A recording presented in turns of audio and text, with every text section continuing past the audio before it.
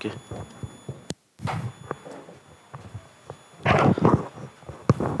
Hoje good afternoon singa beko singdri. Good morning singi ko pung taramathoi gi ko. Hoji me amai tok dise ko. 11 PM dagi na. Sorry AM haidu ni ne.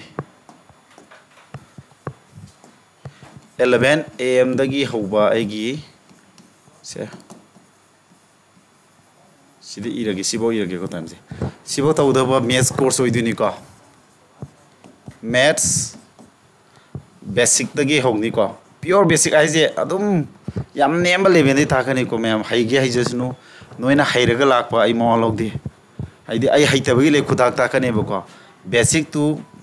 advanced size ay orani ko. Basic to advanced sibok tak to course ne. Adu da aina maths ki course tawdore harabani na timing di si ire ko. Maths ki course tawdore harabani ai maths ki mathang ke nom haramage ko. Sim numu tharke ko ai percent hogdring ista. Akoina thawke exam thama tamda satra singina hojika ji khangda dana akhoi junga 2014 coaching sabad GFC course ai sa level. Biengira SSC game da pula jan sinara taksele adu coaching dana ai ji lari yam hen grabra ai thaba ma phawng amagi knowledge phangabra satisfy oigibra haidi oigideba coaching cheta du sida bai wari na te ko haidi akhwena soijaba neba GFC sasil lorga de ai chali focus to course amana teba adana bengi to natraga SSC gi tongana to sumba coaching leriba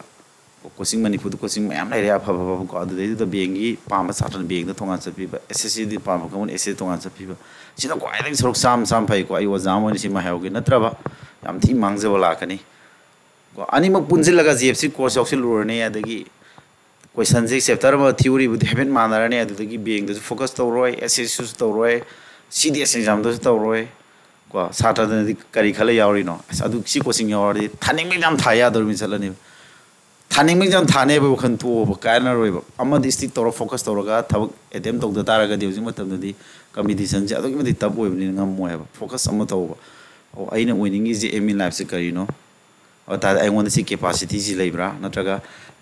aina si course yaur ga dingam duri bra ha kupna nei na raga adom da sarpu du na di am phai ba aduna mi se hojik leiriba mi asi matang da ma hagi mi ase aina ahum thon khai doi gi di ko NDA gumba ko adagi yarmin gumba das group S gumba ko le muije makhoi gumba se class 11 amasung 12 ki ko 11 12 ki mies ta base to ne moi si da talaka ne ba ko adum hairab NDA gumba yarmin gum group X gumba adagi kano da su leire coast guard gumba navy gumba da su leire ba ko 11 12 ki mies yo ba hairab satra singina hojiki GFC course to yaro di yaro ina ta SSC di 11 mies ta ne ba aduna sana roi ba aduna moi ne tongan to bam yok tare adagi muk 11 mies ta haraga su mayam ko 11 mies haraga su da bengi sai banking gi site ai tare ko banking exam sing je makhoi sing jina ma sigi banking exam sing jina ma ke dora sagi si 11 mies ne adagi asongi su 11 mies ama ga igi ne somda 11 ni mies haraga ko sigi 11 mies da somna SSC site haraga SSC su class 11 ni being su 11 mies ne ta di pun me yaram ni ga na khalu no bodu sagi question je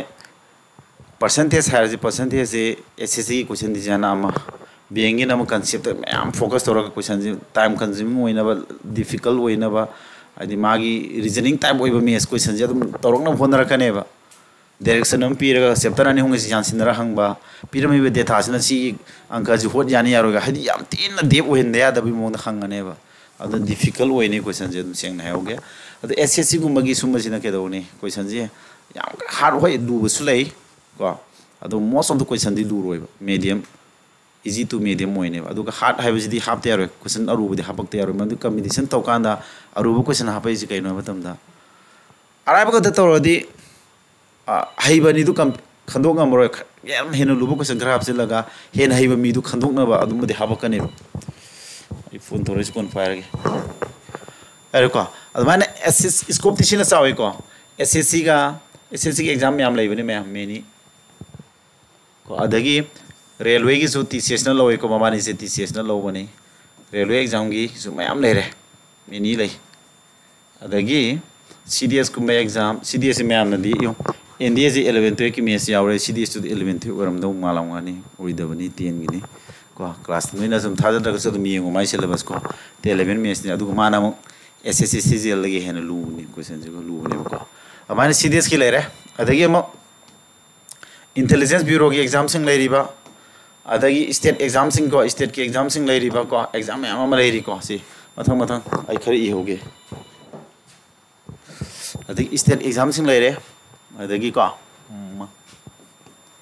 army गुम्बा अग्निवी ले Riba army ले Riba अदगी Assam rifle गुम्बा तोंगाना का मोगी को exam ले रिबा सुमा मसा मसा सिगी आइना होजे हारेबा 11 में से सिंगा तो ओइदुने अदुदैदा SSC की एग्जाम दा सुंगाई 11 की लई 12 11 की सु लई रे ग्रेजुएशन लेवल से लोरे CGL के ग्रेजुएशन लेवल ने मखोय जम के दोरे 11 कइदो बैनो ऑफिस हाजु 11 ओइबा थौ मसा जु 11 ओइजि करी गिनो हारागदी 11 ओइजरगा जु क्वेश्चन अरु अराइदे साना बनेबा CGL दा क्वेश्चन मागी कुमंगा हंगबदो अरुबा खरा याम याहलकनेबा अदे चैप्टर हाफसिन बखरा म यावरकनेबा अहेन chapter advance chapter algebra trigonometry geometry mensuration अदो खरा पिपा GD गुमदना हम अदुमदि याहंदा विदम एरिथमेटिक सेक्शन दा याम हंगबा मेंसुरेशन बुदि याविको अदुमाइन तौरो सानाबा ngaktane अरु अराइदे सानाबने अदो सी आइना हजि तौदि कोर्स मैम को सी बैंकिंग आइगोंदा कोर्स याव मथन बैंकिंग की छात्र सिम चाना Rossi ama hana hana hayogi si course do ko yandai ko ai focus tawrga chalou de ya deba polam yan sinara ta ga de ai su maming chaloi ko ai khari special winning beni ko ina som sai si loin sana ne question ko and 100% SSC rom ne focus tawri SSC tawri re loi sana ne serious question ju 80% hen sana ne IB jo ji SSC pattern ni tawri ji ko manipur state ke na ki LDC exam ko thari jing do ai loina direct question phangi ni lui ui ko si SSC ngata ni and army asana pan ID sata adu ma di phu thokre ko som sai si da ai maming chachage som sai si ga ta ne ta tu ji ai ko maroina SSC CGL founding ba sum jing je highly recommend tawe ina si ai course ko adu banking is ai samok su 2012 to follow me neba adu banking je adu dagin coaching ni kapna 2017 link lai ta khidre ba si adu aina hana hainaram bo ko ji ta khidre ba ke do sigi question do ai anu no ai padre nei na dre ba iseng na hai do ke ko aina पादब नहीं हईब साया पोते छात्र फानिंग कई सुखाई आई सोंगी छात्र नुसीरगो सोमद focus तौर छात्र अगोंद coaching याव कई चानर सेंगना है पुण्यान नानसल चप ओजा पामदेब मैक सेंगना सूंगी छात्र सेमजगे है स्पेशल डबल अनीद गमोब मरमदी क्वेश्चन चानर साबुना ताकद CGL क्वेश्चन डायरेक्ट डायरेक्ट चानबनी स्पीड की थोल ऑफिसर मैम पुथोके सोंगी को बेंगिना बेंगी अफब ओजा थोक्सरक्सु मणिपुरदा मैम लेरिबनेबा सुमाइना को मोगी मफम जगह आम लेजनी मराइना को अमाइन तौगे अखोगी डॉक्टर की डिपार्टमेंट मैम लेदना गाइनोकोलॉजी हर गाइनी दा स्पेशलिस्ट होइबा हारिबा गाइनी दु ओरिमिदुना आंगांगी पेडियाट्रिक्स दु मोइसिलादि बेरा तानेबा हाइ फोकस तो ngam थबक सिलम यामामिना अदुगी कंसेप्ट आइना हजि सोमदो फोकस तौबनी मैम को 11 math सिजिंग यारानी asi kara kandi kana ne ba ko ai si course da si kana ne habana 100% oi roi ba ar si ma di su kan kana roi element me ne me ko si ma na hayo ge adu ga course ya hauze adu ai gi di mi yam de noi si pham ji manga kak tani haira ga so ai dum hauro bani record logdoi ni marak tu yoning ba dum yaw ba yani adagi marak tu dum hapsila kan chapter ang wanda dum satra hapsila kan ni ai di mi yam da basina dum phai ai kai su paisa gi na te I recorded class adana record thoge manipur da afaba satra brilliant hoiba manipur da coaching chalaga officer hoiba ngamdre habagi thajaba mangdarak pagi hojik sai u khara phangeba online da delhi songi oja jing da coaching yawbagi chanabi jam thing wangkhale ba si adu de akhoi lei na kai do hino akhoi satra jing da mapalam thajari ja lon ju phawna da hindi lon da akhoi hoi khangam badi yai hindi du semoi seng da coaching yawri ba adu kai gino ओजा होइबा कोइ मतिक सादबैनी नत्रा अदु इकाइजे हेथारिन अदुगी पल दो थुगारगा ए अखोइ लेरिना सिगी mathematics की स्वाइजि ददि दिल्ली न कैसु लाक्सरो हैबि मोंग दा इ थोरा अबने को सिदने इन तोदुसि यारे को म्या ओके यंगो अखोइना आइना नंगो हजि प्रॉमिस तोरि बा आइना नोइदा सी द क्वेश्चन सानांग हेजे सी द फोकस तोदुरि क्लास है आई परसेंटेज द होगने बा यारे को सुमुत करगे थलोगे को अनो पेस हम लोगे से आइना क्लास होबि मथांग दसु केनो गम हारके को परसेंटेज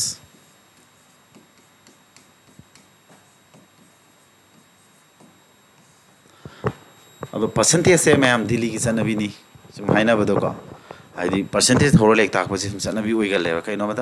मरम लै सुमे दिल्ली उजान परसेंटेज द होरिसे परसेंटेज की नॉलेज याम दका ओइबा मागी मा खंगद्रगदी profit loss discount simple interest compound interest अदे अदे चैप्टर मेंसुरेशन एरिया गु फुथोपा अदे चैप्टर टाइम एंड वाक मदसु ओरसु टाइम एंड डिस्टेंस ओरगसु अदु परसेंटेज कांसेप्ट से पुछले यामना मागी वैल्यू वांगबो ओइबगी सिदि हौबसे अदु हौनैबा कइनो सी अंक की बैकबोन वेब एरिमेटिक की एरिमेटिक तो नाते एडवांस की मेंसुरेशन का लांसलागा अदुन सिदि अदुम होबसे अदुम चनै दिल्ली सोमदा तौरिसे याम फै मोइ तौरिदे आई थागले बट आइना हुस तौदुसिना मोइना तौनदबा मोंगदा आइदि रेशियो दि हौवे आई लेक ताकबदि रेशियो दि हौवे हारगा खैनो परसेंटेज दि हुजि ताइसे हाइदुइनेबा आई हाम क्लास नि कुसे आइदि रेशियो जे आई हेक आइगि सिगी स्मार्ट फोन से तौरगा आई वीडियो रिकॉर्ड लोबसे आइदि रेशियो दि लौ हौग्रबने अदि ऑलरेडी रिकॉर्ड लोइग्रबने रिकॉर्ड लोइग्र फोन इन आइना हाना लहौद्रिब चैप्टर सिंग जि लोसिलंगनबो लोसिनबन फनेबा आई हजिम रेशियो दि ताक लेरदि आई हान ऑलरेडी आई कंटेंट्स का जे पुंसु सुबिदा सेमदो थमग्रमिना अम खंजिलनी अदो वालौरि चैप्टर जी लोइ लोसिलगा आई छात्र सिंग जिदा पीबे याननबगी पोता अदुगी वखलोंदा आइजे रेशियो दि हौब क्लास नि अदो इन परसेंटेज हौरिसे रेशियो की वीडियो से यूट्यूब तो लेन अवेलेबल होनग्रबनी आई प्लेलिस्ट रेशियो हर क्लास फनाम लेग्रबने रेशियो की तारा निथो त्रोमदोइ मथक लेरमगनी मचा खाना यावग्रबनेबको अदुमना अदुगी वीडियो दो हाइपेट येंगा अदुइ मखा तारा पोइननि तौरिसि रेशियो कसे अदुम यावरकनेबा अदु इनौ नौना थेंनबा रेशियो थेंनबा आई रेशियो अदुम ताक्तोइनि अदो आइना हाइनिंगिसे परसेंटेज तगिदी रेशियो ना हानबसिना याम कानै खले आई वखन दिल्ली ओजागी मोइ कन्सेप्ट ना मोरमगनी मोइजु फै खलमगनी आई वखलोनी को आई होरेन परसेंटेज तालागांदा रेशियो जी आइडिया से फुसिलग रेशियो ना रेशियो की आई 4 किलोमीटर आई वीडियो येंग ममीना दिखांगमने अदु थिंका नालकदुने एरेको अदुदा होरसे मैम परसेंटेज से आइना परसेंटेज होबे मरम जु हायरे अदुगा परसेंटेज होई खनगनोबा होजबे वाने आई रेशियो दा होग्रबनेबा अदु रिकॉर्डेड वीडियो ओइना थमगिबे वानेबा वालौरि चैप्टर से रिकॉर्ड लोइ लौलुसिन एरिमेटिक लोरगा आई advance algebra trigonometry geometry mensuration लोइ तोरकदुनी अदुगा एसएससी की इनौ नौ हंदक चैप्टर खरा हापसिंग्रिसे परमुटेशन कम्बाइनेशन प्रोबेबिलिटी स्टैटिस्टिक्स अदुबा चैप्टर सिंग आई तालाकनी क्लॉक कैलेंडर छात्र सिंग तालो है लोगरिथम से समटाइम्स आर्मी एग्जाम गुम दज हंगे अदु तालाकनी लोइन एक्स्ट्रा चैप्टर खरा हापसिलकनी बको मैम दा काना गदबा यारे अदुदि हुजि परसेंटेज से होरसे मैम को क्लास है कना परसेंटेज हाइबदी आइन एसएससी जीडी की वीडियो रिकॉर्ड तब परसेंटेज की थर्ड क्रम को अदुना एसएससी जीडी की तोंगानी स्पेशल तब क्लास होइदुनी सिनाम मैथमेटिक्स की फाउंडेशन कोर्स नि को अदु फाउंडेशन कोर्स को खुथाक तम ताजी को यंगो परसेंटेज हाइबदी अकोन करी हैनो अनि थों खाइदोक से पर हाइबमगा सेंटेज हाइबजे 100 हाइबनी माइ नंबर द हाइरग दिमाजे 100 हाइबने पर हाइदि केनो डिवाइडेड बाय हाइबने divided by having my meaning divided by having meaning name suppose noina khudam am pira ke sumring jiko 40 km/h thoye akona si kama ise 40 km iraba si par ke symbol se simana laktu ye lakadu awan ye lakadu haidi 40 km की distance से 1 hour ये लकदुई ने पर न मिन तौरी से येन बदु ने बको यादबरा मंगोन सलीब मीनिंग जे मेन मीनिंग जे येन बगी मीनिंग ने यादय को से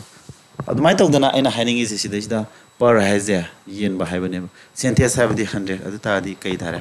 100 ने येन बा मींस मैतलोन हारगदी चामन येन बदु ने परसेंटेज हाइज नत्रा चामन येन बो उइदु अदु दी एग्जांपल मा चाम को पीरग येंग 20% हारे 20% percentage के समित परसेंट हम इरे को हम सिंबल ददी 20% से कमाई दुइबा सी परसेंट है बजे सिंबल ददी सी नम मोसिलक दुइने अदुदी 20% है दिंग सके दतारे 100 yen by haramina 20% है दी 100 yen by haramina 20 दगना यंतारे 100 yen तारे अदुना 20 by 100 लाने सिनेमा अदगी 30% है रसु मयाम 30 by 100 yen लाने सिबुने अदु सिजिंग सि नाइनर खान अखोय नम करी खंगे 20% और 30% है जे मखा द 100 याव नंबर ओइराबनिना मथमखा लेबा नंबर ओइरे हाबाइन हानिंगिसि मथमखा लेबा नंबर ओइरगदि अखोय नम सि कोबुदि यादबरा याय अदु तादि परसेंटेज अमुक सु करी हाना हन बिया अथसे कमाय डिफाइन तो बिया परसेंटेज है बसे अखोयना हन मखा दिनो 100 ओइबा मने हारसु अदु सु दुम यादुइने यारे को से ओके सिनि परसेंटेज है बट परसेंटेज अथे कै मोर ओइरमद्रे fraction makhala mani maka 100 oi bai yare ko admaina har jar smile re percentage ko yam kana lusina tawbe da ka wete sin yare ko cha percentage have 100 ni amadu ni sile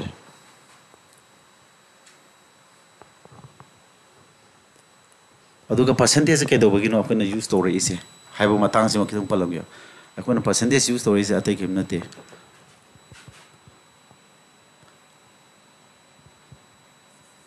class 10 exam ma thare class 10 exam tha matam da chhatra ma kaksina 600 hoji 600 mark ne hai dai class 10 ja full mark ja 600 manung da nang je heng 420 phange ata di nangi pc kya sat ke gana tor ka dini ko nangi pc kya no gana tor ka ne basi ado siam satna ba question wori bani form ma tha ga ya metric ti pc kya sali ba di kya sali ga je hang na bi ne basi kai do bin pc da hangi pc means percentage da hangi ji kari gino si question ji ne ba ina ji ne pa khum ko pc kai no ma tam da for example praman masam to ke satra ma mark taragi ko full mark mark tarai test to da ma phangi je nang phangi je har sine nang ji mark je 7 phangi satra ma khakna ma ju ma gi school da ma kun gi full mark si kun gi test to to ma ji nam nipan phangi ko hari ko adudi sumaina toro khan ji da ke dore adu karane hena phaba satra no haira ka duini sine e ko satra ne haro sine b ko satra ne haro satra ne si kanana phaba no si yenga se tadi sida nipan phangi bi sina lere hai na bi sina ai di nipan phangi nang di tare to nem haira ne ba adu di e nam haira tu nang di kun gi manung da phangbu du bo nam haira ka duini sumaina ai tare ko comparison to boda yarakti nungai rakti de no ko ai di comparison to ngada koi common platform da tawra di nungai duini ba aduna kai da we ha matam na sia akon percentage on thok tar ga di tarai manung da 7 hai ja kun percentage o da tara manung da tare phangmo do percentage hai di koi ai on thok ni jo ko na mudim thala ga duini ko saman puri si small half duini ba adu di sidi 70% tare adu di nga sai gi 70% phangi a si adu gi sigi b sina 20 manung di 8 phangi adu di sam manung do war magadi percentage hai ji ke no mark to full mark to sam or magadi hai full mark to mana lai ne ba si phai tar ba 40% tare ko adu di sai 20 manung 8 phangbu sina mana mark wangi ni muksara maga su ngasai gi 10 manung 7 phangbu sina ya wang na phange ma hara ka dui ne ba adu di kari gi no mark si irala ni ena phai na khangma ngame hai di comparison to bo je asa full mark to mana 10 ni amana 20 ni adu mana hala ga di nungai dana ko mana han ba je si 20 ni si 20 wera mana han ba su kai su kai ba na te ba adu mayang gi internationally sanabi moina sama da pathoga tongna ba je si sanabi ma semauri ne ba maram di worldwide oina sigi common platform ma khoi mi ba je khoi common kanom da comparison tawru yana ba platform sem de adam ni na sanabi ji percentage de seng bi wane ba aduna percentage concept yam changi ko ko to modu bo su adagi discount fee do su poda ma yole ma na 10% to yole hadi sam da tara to yole dukan amada na mai potu di sani kun thong yole had potu kitang ama gama comparison to no ngai ro pot lai thu lesin akoi mi bagi hing ma da su yam no ngai ro de fibam lai bis number ham wor ga akona suma common platform ma percentage da pa ba ha sana bis hodu khri ne sendoi ka ba gi wor su ngai ra madu gi saw ba gi mai di lupa 10 kano 3% ni sendoi ji hare sam da 3 ka hare dra amadan 4% ne hare di mai du kitang sendoi chawi hai ya ba ama 3% ne hare amadu di chani du ani gai ga hare to khala potu comparison to boda kitang farak ta bam lai suma fosi la khadagi percentage si moina haidi common moina sangam na bunu ngai na bai tare ko adugi percentage na bi na hodu ki wani 200 to pa dia da bra have haraga di yai mark se mana sam da pari se percentage da pa bai sam da pa bai have ne ko adu 200 pa bai ya da bra di ya du ne haidi akoina si sam percentage putu ke di 600 manung da 420 phangba sa tar ne ko adu sam manung da haraga di akoina sam na puri ri se si samana puri si 70% tai dana sia ado akoina sani de pawadi to ne de pawadi ya dabra hara gadi yai ba sai 420 to sani ne puri tare mem yani ngi ko ado de kya tare sani ka di ahum darba ahum da ka di si ahum trai do mari 140 ta do na tro simana ado sagi sani de pa ya dabra di lo yari ni so hum de pawadi ya dabra di yari ne ba but sanabi ui da bodo ado percentage na sanabi me amgi common hoina sanabi du idana aduni ko adudi percentage se habit kai gi no masi scenery se habaji ma khange percentage की नुंग वे बात रजों है रखियो सिद्ध माना percentage नंग PC क्या सट क्या है जाती कम्युनिटी में हमको मार्क्स से माना सत्रुक की मनुंगदा समरी कुन फंगबदो 600 मनुंगदा समरी कुन फंगबदो माना थारे मार्क्स से फुल मार्क्स सत्रुक नत्रा परसेंटेज क्या नो है जाते थे फुल मार्क तो साम और मगदी माय मार्क तो क्या नो है बस वाने में ज्ञान तार मनी को दुदिया अदुने मा है अदो अखोना होल इस करी मेथड ने बा सत्रुक मनुंग समरी कुन फंगदी साम मनुंगदी हाइड्रा सिदेसे आइना रेशो हाना ताउरी मरम नथि रेशो चंग होरेसी रेशो कंसेप्ट ने लाइसे से आई रेशो की आइडिया पुसिन होरागे को आई थवैना रेशो हान थाख्रबनी आई वीडियो क्लास प्लेलिस्ट यावनी क्लास 1 2 दगी दम होरो क्लास मंगा अदवाइबाउदी 1 दगी 5 अदवाइबाउदी येंगनबा लोइना आई रिकमेंड तौगे मरमदी आई 4 किलर मेथड हाने याम थिना संगबा याम थिना अंक लाइथोन बा यावनी बेंग थाव मी याम थिन कानर कनी को यार ओके कस खाइदे पर सतोर अदु समाय तवे को नसागी 600 मनोंग मा 420 फंगी नत्रा फंगी को सी रेशो दे क्या ताने म्याम थारो रेशो पुथो दे क्या ताने से रेशो ददी म्याम 0 अमा कना ग्रो को 6 न का दी 10 6 न का दी क्या ना 7 नत्रा सी रेशो जी का यो नसागी माना है के नो चा मनोंग क्या फंगी हम थारो से सामान तो क्या था किसी 70 था किधर 70% था किधर अदु यो सामान तो 70 है बदुगी मु रेशो पुतो कथन ना क्या था सी जो तेरी तो क्या 7 असai ansa तो कोई लव बनी को आता रेशो नहीं से तो माना सकने अंदर जिन तो को माना नहीं को ओके आई मकोक्ते पुतो गया तो सीधे अंसा खंग ले बगे अंसा खंग बदु सिना बनी को खंगद्री खलो खोला से खंगद्री खलो खोला से को म्या यमो रेशो दो सिगी परसेंटेज की जिना तब द रेशो ने बा असिंग बेदि सि तौरी ला रेशो कंसेप्ट न होली ने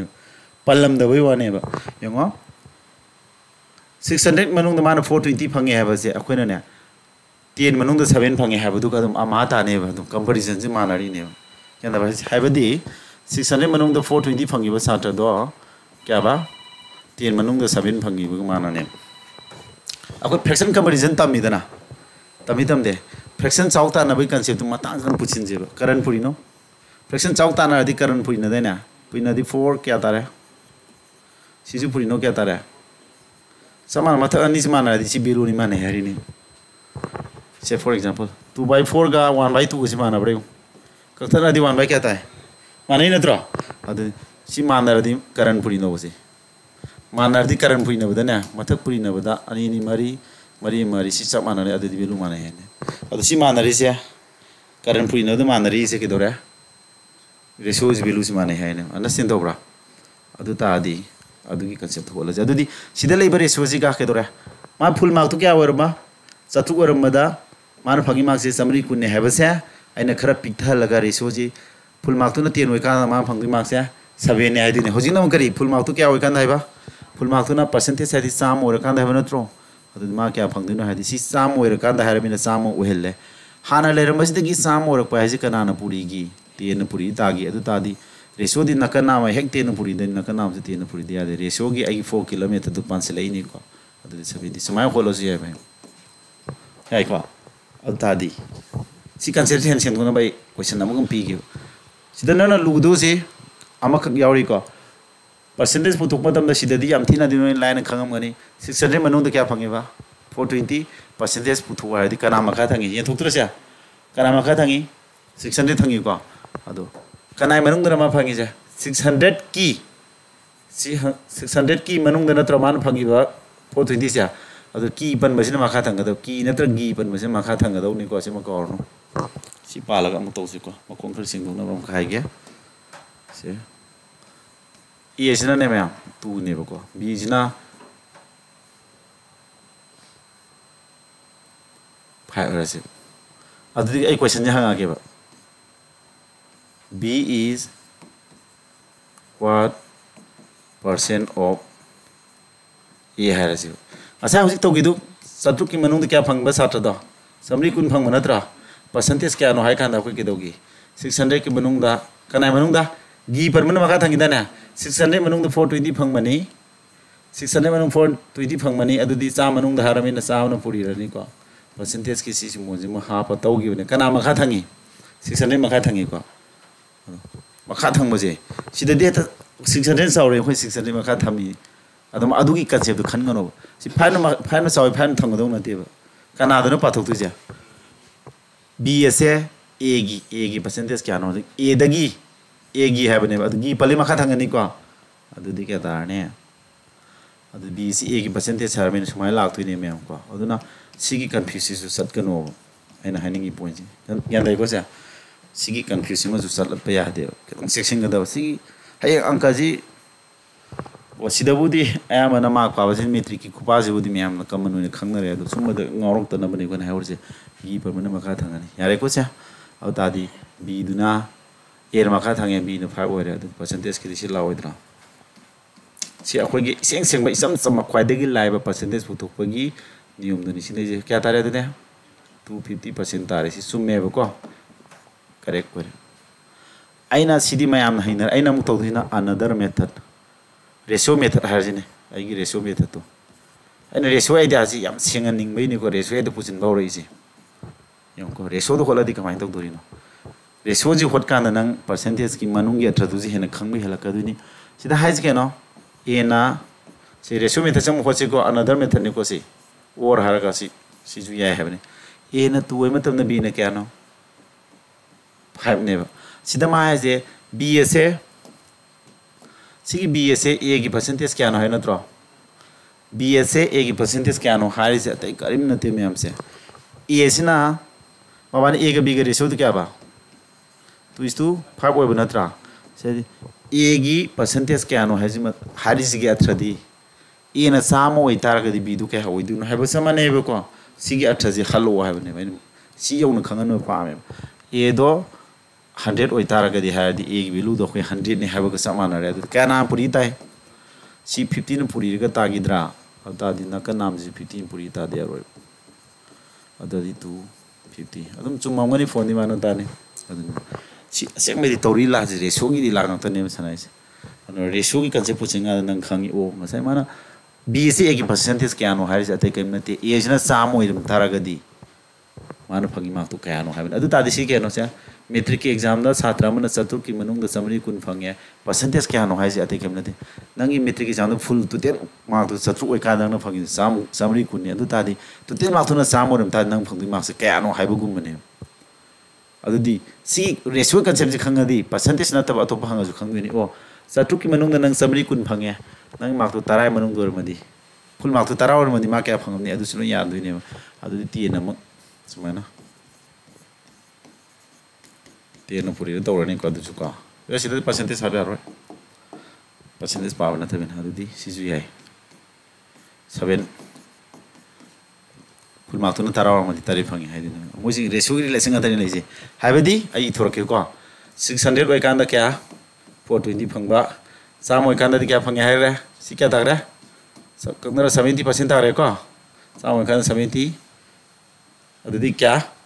10 oi kanda kya? 7. Sanari si ratio ki lang ata tro si ratio loi mana ini si loi sama na sakane ba sina size big thala koi wane ba adu di amu size okolo ja tu nu puri kya dara tedi da bra adu di si kya dara ne 14 adu 20 manung de kya phangane 14 nu phangane hai ne ratio khod na tra si toi do aina kanda tu nu puri ba na tro som da tu nu puri re yare ko sa adu na na si 20 manung de 14 phangne ha je ratio की method नत्र का सु proof तो गया है कमाई ना 600 मनों तो क्या फंग बनो 420 नत्र 20 मनों तो क्या फंगने है 14 चुमरेंग जी को कुन्ने लदी क्या थोंगे 30 थोंगरा 00 कब तनो हम 3 ना 14 का दी 42 का दी 14 तारा करने बसे हजिन होत्र सु ratio की अमा है खंगरा दिया है सिनी देना है अन्ना सेंदो इको यांदारे में हमसे percentage पुतो पुजे पड़े सिले रे को other ngसागी Karena maka thang ne haba si muzu ai yam khanga ninge ko sima khang da ya de gi par mana maka thang ne haba si ma khango adu khang na ba pungsu subi ai kan sima sam ha ke ko ai revision ya moi re ai gi moi ding arang de gi dum kan to class ora man yaw zero sunu ko samana se a sina 2 oi ba b sina 3 oi ba wari im to se sida question ji myam sama hang bi ai ko a is what percent of is what percent of b ga na hang yai dana cha adu mayam che Sartre खरो सोनबदि याम दका हुइनि कोइ नोजि इदुसि ए से B की percentage क्या no हाइजे सुमाय हर कुछ है what percent of b is a एन मथक ई रिसिगा सिगा अठ माना बरो मैं आमथार मान दबरा हाँ माना इनी को a is x% of b find x2 सब माने इसी अदो सुमायन हम बस अखोय दम थिनरे सीजन थिनरे कंफ्यूज सतन बने मिना माना बसे हंगबया बोय बताउं थोपसि इरम मिसि का खुदिमक सिदा हाई करी हाई ए से बी की परसेंटेज क्या नो सिदा सो है what percent of b की परसेंटेज क्या होगी a से कितना वही द मनी मोन थोप दुनी दा b की परसेंटेज क्या होगी a से बने सिदा a से b की परसेंटेज पाथोगा x% ताई फोन दु बिथो में बसिना तार कदु फोन दु अदु x हाइना मोन सिल x तो फुतवा दु सामान्य को सिजा और सी की कंडीशन से अखोन होती सोल्यूशन से कहने बा गी पन मसिना मखा थांगे नत्रो गी पन मसिना अदु b ना b की हरमिना a से b की हरमिना b ना 3 वे कान a ना क्या b ना मखा थांगनी को a ना मथक थांगनी अदुगा सुमाय तोरा अंक जे होट खरने यारे को से थंबगी पोजीशन दुना सी लेरे बट सिदा अमगा अमु लेरी करी लेरी b ना मखा थांगनी दे हारे a ना मथक थांगनी दे हारे तारकदि फोन दिकन 2/3 into 100 अदो अमु अखोना सिदा कक्थोक कक्सिन तौबा अमदि संगी कक्थोक कक्सिन तौबसे सिदा सि डायरेक्ट सिंफा पुहन गदौने सि सिंफा पुरगदि अंक थुदि पुथुन अदुना हेक कनो सि नेक्स्ट स्टेप ताई कन तोरके को सिगी स्टार सिन लोइन पिथोके को सिदी 66 होल 2/3% ने अदुगा 66.66% ने कना को मदे एप्रोक्सीमेशन लौरगा पोइन मतुन दि सि 66 has repeatedly line ने अदुना एप्रोक्सीमेशन सुमाइन थमस लोइना म पॉसिबल होएबो को सिना कैदा थम्बा फ्रैक्शन फॉर्म द थम्बा मिक्स फ्रैक्शन फॉर्म द को सिना डेसिमल फॉर्म द थम्बा ने सिजु डेसिमल फॉर्म द एप्रोक्सीमेशन लौगिबदो है को सि दम नै सलाबि ngतने खंजिलो अदु यारे अदु सी क्वेश्चन जी की टाइप ता सुमाइन हरमगदी क्वेश्चन 1 तो इसमें 2 जी सिना b is हम कोई थोरगे को what percent of a हरमदी सिदना खनाना मखा थांगन्या तुम द a is हंगबया बसिंग दु इथोम की तोन what percent less than a is what percent less than b दे क्या हंदा के मतलब क्वेश्चन नंबर 4 दा b is what percent more than a Sumana लेने बको अदि सिदि नोय खंग ले रे गी पन मन मगा थंग नेम नत्रो b से a की परसेंटेज क्या नो नत्रो b दु क्या नो 3 नी b न मदक तंगनी a न क्या नो a की पन मनी ना a मगा थंगनी को परसेंटेज फोटो कोई सुमाना लाखरानी यारे को से असिदनम के दोबा a से b दगी कनागी b दगी के दोबा a से b दगी क्या हंदगी अद b दगी हरमिना b दुना मखा थंगनी a न हंदरिदि क्या नो b दगी न हंदरिसि 1 नत्रो 1 दम थमतक थमनी अदुका परसेंटेज फोटो पाइ धन्ने न पुरी सि हापने अदम सिदि नेना दम तौजगी यारे को लाखदब पोतु नेमनि इरेजि यारे को सि अदि सिदनम करे हायबा a दगी है नत्रो a दगी के दोबा b ना क्या हेनगी a दगी b नि हेलिस क्या नो 1 नि तरा दगी पले a न मखा थंगनी हेलि दुदि 1 ने 1 थमो अदो 100% लाने अदो सि ngसाइगी b बाय a के नो फ्रैक्शन नम नत्रो b क्या नो 3 a न क्या नो 2 3/2 की फ्रैक्शन 3/2 है बसे परसेंटेज on थोगा दे क्या का माने सिंबा पुरगा दि 150% ताराने को सी b बाय a के अदगी 1/b है दि 1 ले b दि क्या नो 3 1/3% बिलु दु सिंबा पुरमगदी न कोलम थारोय 33 होल 1/3% सिदी आइदे नते दिदि ओइगरा मणिपुर एनी लेबो अजा खुदि मंगना सी बिलु दि नै सिंबा पुथोन मनि को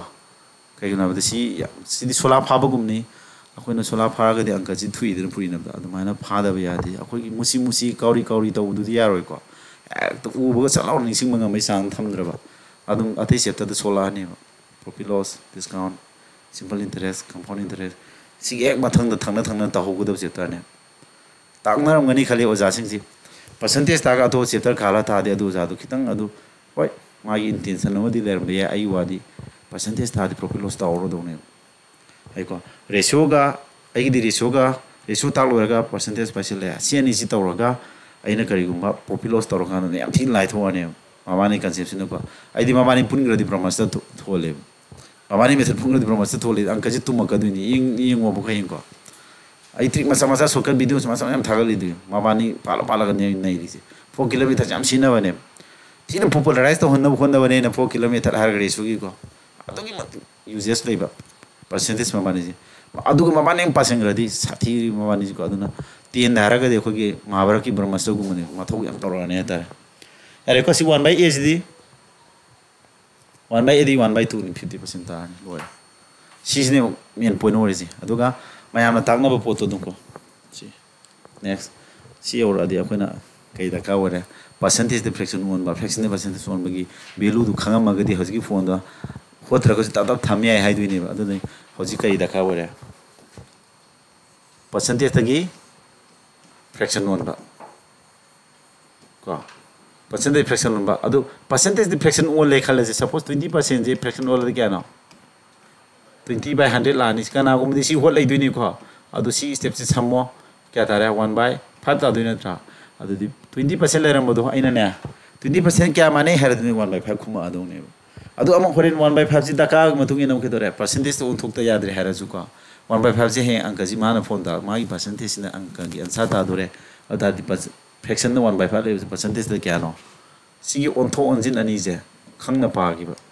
du ni am daka wori si ko aduga si di mabani ki relation ni dana ai ka no hara ki ko relation ni mabani khak na te makoi ji satam ji ngone chamana bino equal to tap trasya mabani chamana hai ne hai sanglon na mom ne ba tungan na sina fraction gi sanglon sina percentage sanglon tungan sana gi wa ne ba amana ram ne amna krishna ne har je ba mai mathau le je ba han ha di chamana for amadi olei ngal ta ne ba aduna ado mabani khak na te adai khara lai ri kana no mari sui ba aduna for avatar ga for sayon na je ko sayon mari ga har je ko amna aina he sina ba maming ji sini percentage le ram do akona ratio da dak on ba hege dawni hoji si lora ga ratio formation tor ko dini ya tin most important we ba maram di ke no ratio formation gi no sim hapsil laga ai ratio kan se pusil laga dum han ka lai tho nam ne ko percentage ratio adagi ma sikhanga di akona fraction ko ya re thamning ba si ona ba si di ma pa si ratio ba tan fraction ini adu ha ba leite ku si ni ama e khanga di loi on nya dini mathang da decimal ko sida ame hekta haira jiba khona sida 20% gi hek haira khala jibori bo percentage da adudi ratio da hana thamge su kai dia fraction da hana thamna di nunga ni 20% di 1/5 ka manai na trasya adudi fraction di 1/5 equal to adi ratio da di 1/5 di 1:2 mo phat lai du na tra adi mo decimal da di ke dora cham na 20 da cham ni an bhais ke no 100 ni an bhai ba jime point matung da digit kya thamni ha 0 ani yaw bani na point matung da digit ani thamni na tro adu 0 point kya tara decimal puthok pasi di yare me ne percentage di da lom puthok ko thu ni ko na sin dawra kai na matham da 100 ni la di ye na dro da lom tham ya di ba adu ni sile ma khoi sing je khamjilo ba adu bu maru ba mathok tori se na percentage ke fraction ani khoi wane ba ni ga ta di maru wer si saklon ja amadi ga ma on ba he ga dawne andare ko adu on thon je for example si manung da ama hek piram bada che ama hek piram ma ge baino ko se ratio si da natra ga kai da pi ji ga 2:5 si do ni pi re khal ratio da khang da bo hom je dum puthok ya de ni kadai da puthok si ga fraction na puthok ya re nang na 2/5 adu percentage da ke da ne du dia 2/5 percentage ga thande na puri ni natra manga kun 40% am taramani 40% jum khanga di 100 na 40 yela di 0 point matung da digit kya thamani ani um thamani ama di roi hai adu kana gum mana si decimal da gi ama piram ge ha cha decimal da kya piram ge na 0.5 ha re khalo adu mo si dei lila hor ja si dei percentage on gira fraction on mana dikhra nongai du ni 5/t lari na tra point matung da digit ama lei bani na point log thoga ma kha da t lani na tro kai gi point matung digit ama lei bi ka thana di 1/2 da du na tra adu ta di fraction 1/2 thamani fraction 1/2 tar di ratio da di 1:2 adu fraction da gi am percentage 1 ga 100 na puri di 50% ong la ni sumana amma da gi ma dag on du ni ko aduna sida leiriba mayam 50% jibo ko ni kari kawi maitelo na tangkai English na half haisi ratio dadi 1:2 sine half haisi fraction dadi 1/2 ani thupe ma haisi tangkai na tro adu decimal dadi kedewa 0.5 si half ne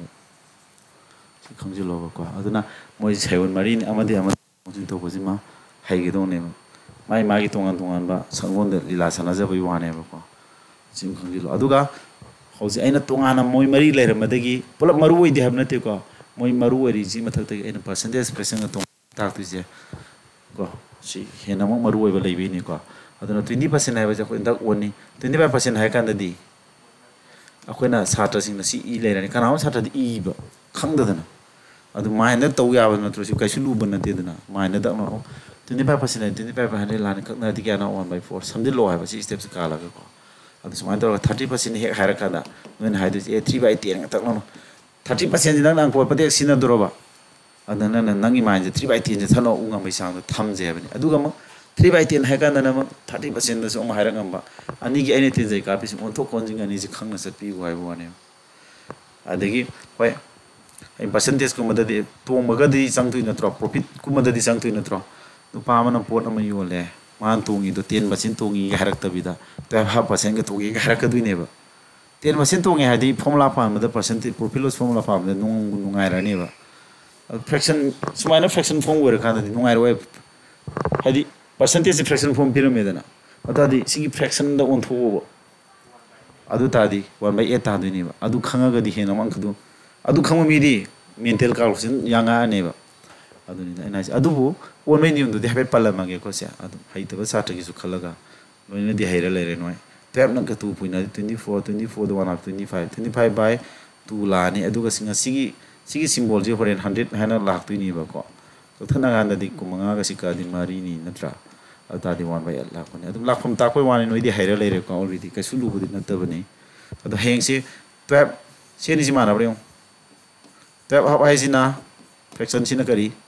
point na tro point na haja bai wani si kya tara 12.5 na tro 12.5 har di si so du 1/8 taro idro on madi ka mai only no hai tara gadi adu su point matung da digit ama lei do lok thopi re adu ta di ma lok thopi 0 ma thora ni si percentage gi si symbol number 1 ni radi 100 ni la to si 0 hanagi point mangan bagi amaga 100 ke amaga 0 hom la ni adu si dai no ne am kana ba sulama mi ram de yadre me mai sanga ka do ma ku manga mari sama sima khangje lo ko maram lei ko adagi ku manga da nifu na puri di 1000 125 ta phone puri di 500 125 ta n puri di bisingama si khango ko maram la yam lai ko kakda bada yam sanga daun hen kakto kakchin yam lairak na bani ko ratio sem bada aso so wi har kan sometimes angle hola kan mo yam laksarak bani aina type ji kana ba khangna na ba uses khara piram gi ko kai de kana ge these hayang kada sumaina kakna do lere se 125 na te leija kakna dhore ba athar gadi haidi 25 ni nya number je sima jaram ge 25 ni nya number je 0 ani na loini ba 25 na loini ba 50 loini ba 75 loini ba ai ko ba ata di siong akoi na khangya kakna ba thu dini 25 ka di kya thare 25 5 na tra tak na thu rani asi ji 25 ka di kana ku manga 25 4 ja kya no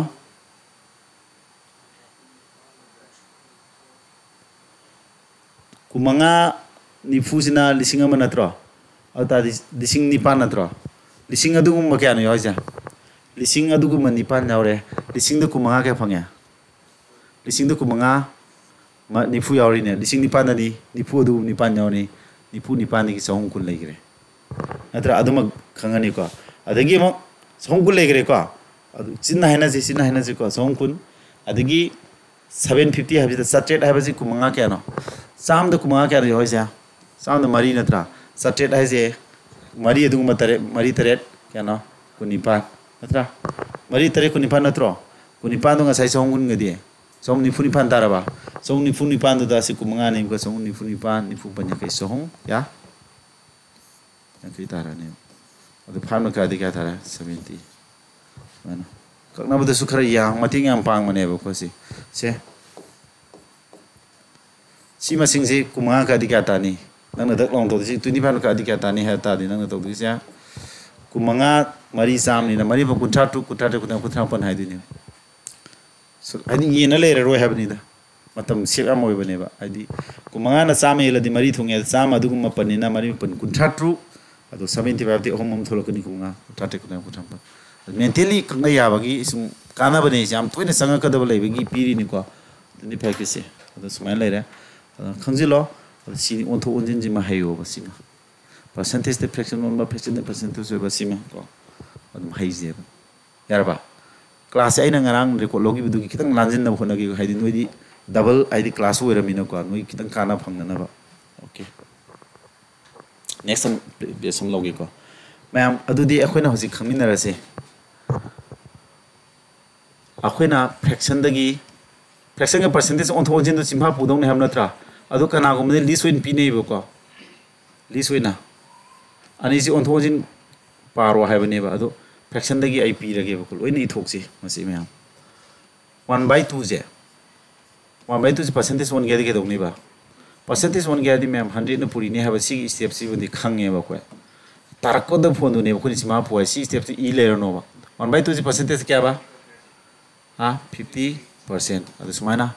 asigi step si samaga dak launa 50% na direct hai bu ni mai na pa ma si na ko adu ngasai 1/2 ji kari hai half 50% जो हायें खंग दौनी कुछ तंखाय बादी 50% सिना गिरा 1/2 सिना गिरा अमाने SIM कौरनो 100% आजिना full यमो 1 गिदी percentage पुतो कदी half गिदी 100 Puri drop percentage पुतो के दी 100 पुरी रगा सि सिंबल हाफ अदु 1 गे जो 100 पुरी रगा हाफ पुइद्रो को अदु दे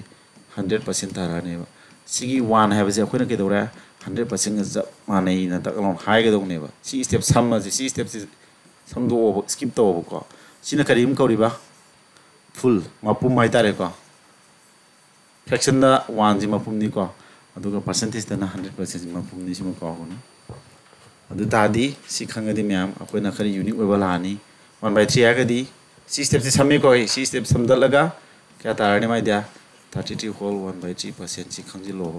अदुगा 33.33% अदु एप्रोक्सीमेशन लो याबा वैल्यू दुसु अदु si hayo kana gom satra di yam sol ma yaw gru jani satra khang da yaw ga khang ji lo ko legi the 1/4 gu ma di salong no ur mani da yes the 1/6 gu ma di 1/6 sa ja 1/3 gi tang khai ni ko no khang da ba 1/6 ya 1/3 gi tang khai ni ya ba kya ba 16 whole 2/3% aduga si sumain thamya ko 16.66% adu 67 haji adu ma ka no habani ko 16.67% thamada si anan ba leibra lan di ko 1/7 di kya no 14 whole 2/7% no 14 point hairo no edum ko mo ka skai di hadi no ne phab da ngon uthoro ba ai adu ne yam pa me si ne si chalo haingam do yam nungai kai no madam da iri bi tai ba isi su chimha da tai ni da na sia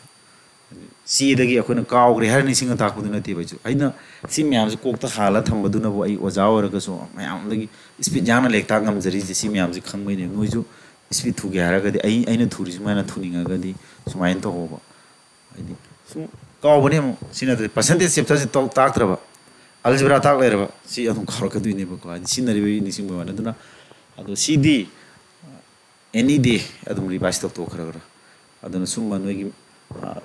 A4 paper the theato kira ke dura ne haina jabi ma toro ko 1/8 ku masidi asai tab hapta gi ola kida tab hap natra si 12.5 har jar natra 1/9 ji am sangan mani ko as baut ta changi he sidi yes sidi smile ibra 1/10 ku madi lai da ne 10% tak hai du natra 1/11 ji am sangal li ko and whole 1/11 sina kya percent hai 1/13 sangi kya whole 1/3% sina 33% ngasagi hanjin bagi tawudu masu hairo ko 1/13 jidi moji ka han sangan badi uidi ko ai sum thingna bani ko ana sum experience sai tare le tala mina khar khange ba ko si atai si maru uidi habna te ko sidu mutat ke ko ai maru uidi dun star khar pi ke ba yam to inam phone tagan ba hitara ga di ko uses am le base sang de habni na te sangi ko si sina 7 hole kya ba 9/13% aduga 7 point kya korba 6 9%. Atau 1/14. Saya kan lagi tangkai ni. 1/7 kita tangkai. Sigi ham ni ko. Sigi tangkai ni. Sigi tangkai ni. Hana puri tari ni. Ya tari ada tu. Sigi tangkai lah ada. Sigi tangkai ni kan no. 7 hole. Ni kau urus ni sing nama ni ko na haji. 1/7 kita tangkai ni 1/14 jadi tadi sigi tangkai lah. 7 hole 1/7. Ya rekom ya. Ada lagi bang sigi tangkai lah. Sigi tangkai lah di 7.14. Sumber. Yes. Mana? Namanya aku asyik cuma butuh sih kok. Namni dah, kaisu ngamui dah boleh tiang kali.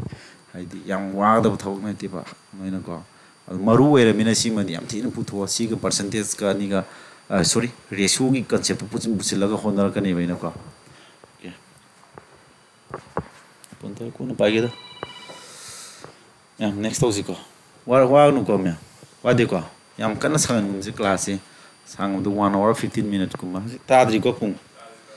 Baru minit tahu ngai na bani ado kita henja sunu ngasi demi ngai tu ngasi tu ai kelas kita ngarang nangi kan ado ne heli buka. Bos kita kya boni ogri to 1/14 natra 1/15 hari di kya no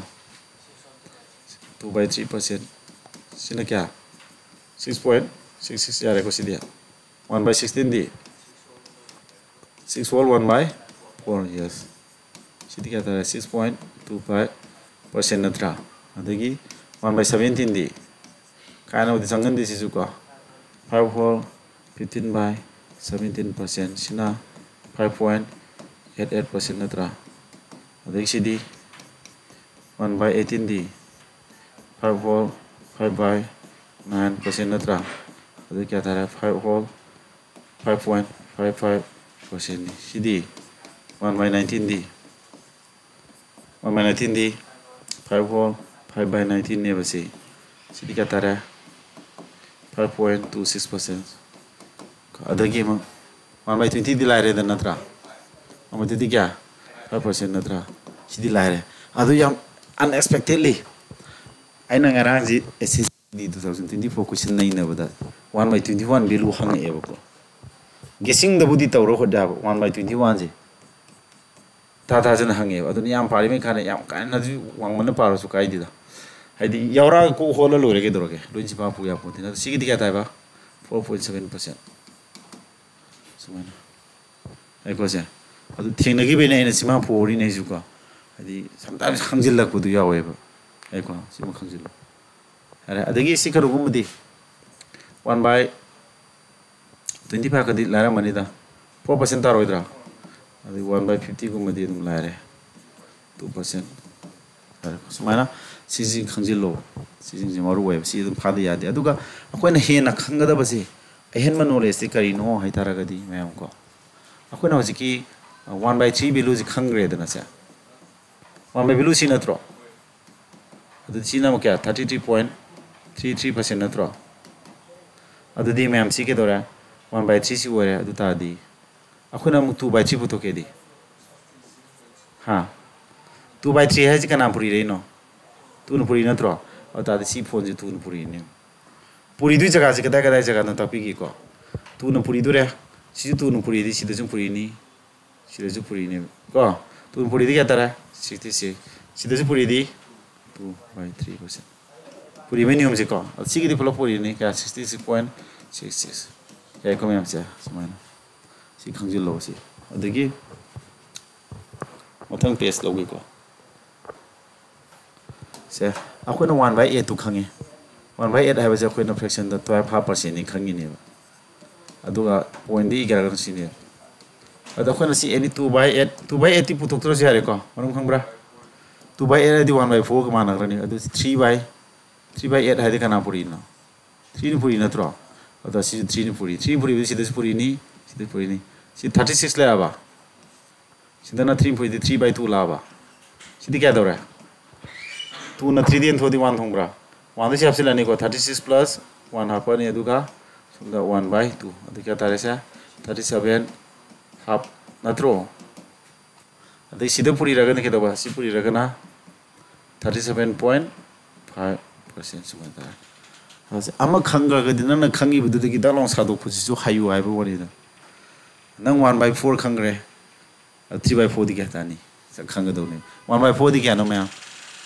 1 by 4 25% natro 3 by 4 di 25% 3 ni puri di 75% saman ta khang manga mo ai da habdi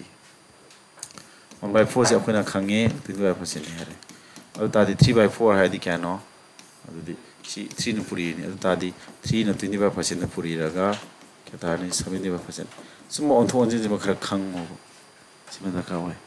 adagi 7 by 8 ma khara sang yaw re ko 7 by 8 se kya no 1 by 8 ki bidu da si kya da 87.5% si change ko am ai exam da nagi non mixer allocation ta ko da su sang re adu si sumba sing je nangna ne aina haige da ba ma ga haige notebook si nu maintain tori na tra nana any anka pai matam da sum inong no hojai na 1 by 21 gi thine haidra hadi itha tha san khun pa ba da yaw yaw ru dre ni hadi khan khan jilu da tak khangila mi na ta thing dari kan nang no tak thok ro si ju maram sum ji yam tang na hangi ko ba ta islo anda adage mo 7 by 8 si pahan ba de na 1 by 8 pau da pahan mani 7 by 8 si sange da ta nang exam notebook ta talon ta no record tho ko do ne si ni mayam de extra learn to ba si ni si u ni anda ko hard work ai si ni mi ngon de kitang hen hona gya di si ko si le ga da are ko sumana si je hairo haying na mayam classam thi maru ni ko henang maru ni si mayam je sinara ga in to ko di jom ki dora si de gi yam kana ba percentage profit loss discount moi de formula mayam sari do hoje haying ta tu je si de gi formula sabon du moi di horok phomai tare origin do percentage concept ai na haying ta tu si de gi horok poi du ni ko adu ma si kana to ga adu martana ai class solution lage solution ringai sida ai question side ai tais de gi am pai ngam ring ji ko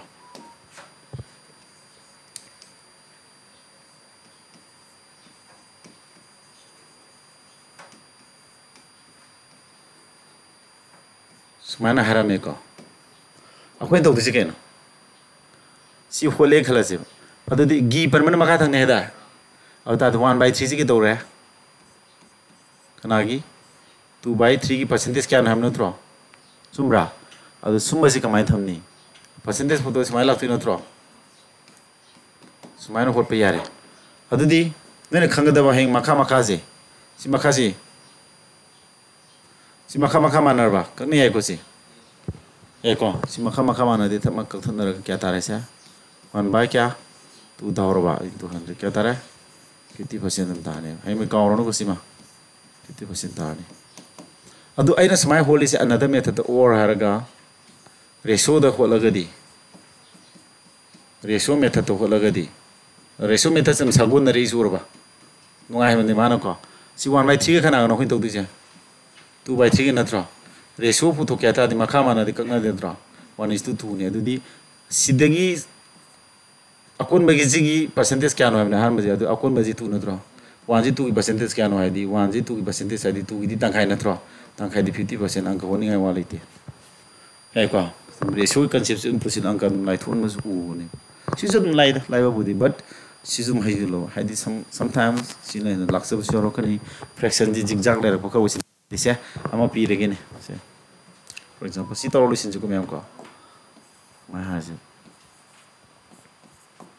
ai ju khang de pi du ni ko question eta sa ge what percent of se 3 by 4 ga hai for example ko hosiki du maina to ro su yare ratio method sina library ing ji ko lai ni khale ko 2 by 5 ko kana ga 3 by 4 na tro adu da ratio sa ba ta podi mu su yaro ko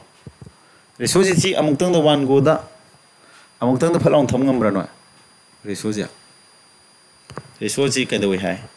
sumaina hek le ba arai bulu sim taura si ratio ji nang sumaina le ba se karim pina kya tara mari ni nipan manga hom traunga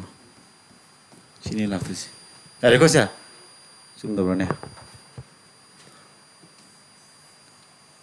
1 by 2 ga 1 by 3 ga gi ratio ji kya ta ne 3:2 ta de ne karam pino kya ba 3 si lan thang do ni ko si tu e ko se tara kan adu si logic ni adu masing hom de dia bra ya di ko si tam hom su dia di ko ani ko su bi ni ya adu ta di adu si khanga mari na ke do tare yam thin la adu di na mentally calculation to bu su la ra ni fraction 2/5 to 3/4 ni la di kaya ta du ni ga khan ga ni bu brain na kitang samam na bam lai ne ba si do di ya ta 15 ni la ni ko na tra adu ko percentage si 100 na puri ni matha da kya la ne 100 makada 1/15 value क्या ना परी लागतो इसके लो से 8/15 percentage ना तो से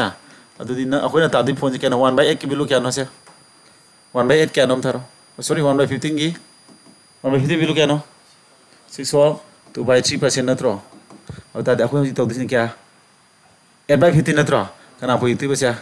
ये ना पोई तो अदु सी कोकलिंग मम्मी ना दिसाटन के दौड़ने रेसो से तक सागी दे दी वो 1/5 value 6 ना पूरी तारे sorry ए ना पूरी तारे अदि ए ना पूरी दी निपान तो क्या ना निपुई निपान अदि सिदा निपान आनी टाटू ना टाटू ते थी इंथो दी मंगा तो सोम दंगा सनी फुपा दी अंखयम द 53 whole 1/3% याम थिन मेंटल कैलकुलेशन नुरा ने क्या तारे वसे का समझ ले को 53 whole 1/3% सुमाइन तो दना मेंटल कैलकुलेशन का जो पुसिन में याद विनी आइडिया से अदना होय अमदसु लुबदि नते अदु खितंग approach खितंग लाक्सबा हाइबम लेदना ट्रिक मैम से हेरगा approach लाक्सबु थीबसिजु आर्ट मखल मनेबा सुम एसएससी गुमगी होइगरा होय बिंग दसु सिदा काबदि होइको बिंग दसु समाने सि मोजि स्पीड तानदे पोते अंक लुबदा कमिट तवे हाबे वनेबा अरुबदा कमिट तवे हाबे मोजि स्पीड तानदे पोते नंग हाइदि टाइम इज लिमिटेड अमदा एग्जाम थादुनि नको यारे ma'am ngasi sibau tore aduga aina taning badi am leiri ko adu theory se yam kan to jing thujin gum ji ain tai ji thungalo ji thui hero adu akhoi masin interaction to ai gi di si ta cheng nai ani ko jana te isa na phajana sata simja gi thorok po jawai bani na class e tara da ka oi budo tara manga changal su yai ai ko adu hayu da focus to je akhoi thu da focus to gum je ko si lore adu ga hayeng tak tu ji su ai habetang palom ge maram ni class learning da na ba adu importance to yam wangi haina na ba ko hayeng class e week we ho da nang ratio formation khra week werani profit loss ki formula ga do formula yaw da biga aina tala ka dimi am je adu da su hayeng is na kana rakani ko aduna hayeng class ma yam mar woini adu ga theory khra sagala kan am question jo dum kana na pai hor ai drop tau dini ko ano ba ai hana ai jan da gi sei tere lekta ba contents lei jei ba lekta sa ba gi metre fully update to khole ne hana ano ai update chadum chahi ding to ba handa ki na pura aina dili songi yamna respect haidi am respected oiba oja sing yamna highly kanoiba highly rated oiba oja lei dana ko makhoi khara khaksi gi makhoi myam se analysis to hai compete moi ga tawje habri dai na dili song akhoi manipur oja loi fai but all india gi exam ni na all india gi to oja sing compete to dui ne ba ko aduga content se moi di hendia de habi kok thada raga lek tala khane ba yam ko adi lekta khudi oja mayam afaba mayam leire aduna aigi se mayam de contents phabo ohelakani adu oi odi du sunoina dum yengo ko aduga maina asi taki bese sigi question mangam di compulsory test ni aduga minute manga da test aduga sai short video thagar ban ai column box am leibani ko column je aduga mathik ya mai column bu nur bu kun jam ngawe ba box legale hiji ko haidi column je amata leide ku mari ku nga picket jam chong han bi legale ba adu ai price pi thoni adugi column do adu ojana pairam column je sina leri pause le am hegale habni ko chi di to idu di kano da ko ge american de pi du di hero kano adu likewise adu gum sum kano ni da ai column je lu na khanjai ba ai lu na khanja photo pi du ni adu to manga phang de pi ro adu je mini manga no ko ka do hai de maru hen je ba adu question manga minute manga adu sigi tai topic sigi ai question sumai percentage puthu ga have infraction ni khangdi kaina jaja pirak ka duni aduga question manga je ek question la poi mi ngai thonga sin ai matam hek chaba ga mi theng la photo test jong nang jadra dum torani question manga minute manga test toroga hek loi baga ai timer tha duni ko ai screen sida loi bai nan sa dak lo sa ki harani kamai la ke si kamai speed thu ya ge ja khoi nei na se ba yada ba aduga next class o matam ya mangan nya de test tu minute tara de mang ni ngai leitre question manga minute manga duna noi test to bi time minute manga da explain to ni adi normal akoi normal class jun to re inti test masa to aduga yang ꯃꯔꯛ ꯃꯔꯛꯇꯅ ꯑꯃꯨꯛ ꯈꯤꯇꯪ ꯀꯣꯏꯁꯟ ꯃꯁꯤꯡ ꯌꯥꯝꯃꯜꯂ 10ꯃꯨꯛ ꯑꯗꯩ ꯈꯔ ꯂꯩꯔꯒꯅ ꯑꯃꯨꯛ 10ꯃꯨꯛ ꯁꯨꯃꯥꯏꯅ ꯁꯨꯝ ꯇꯧꯕꯁꯨ ꯇꯧꯁꯦ ꯑꯣꯀꯦ ꯉꯁꯤꯒꯤꯗꯤ ꯃꯌꯥꯝꯁꯤ ꯀ꯭ꯂꯥꯁ ꯂꯣꯏꯁꯤꯜꯂꯦꯀꯣ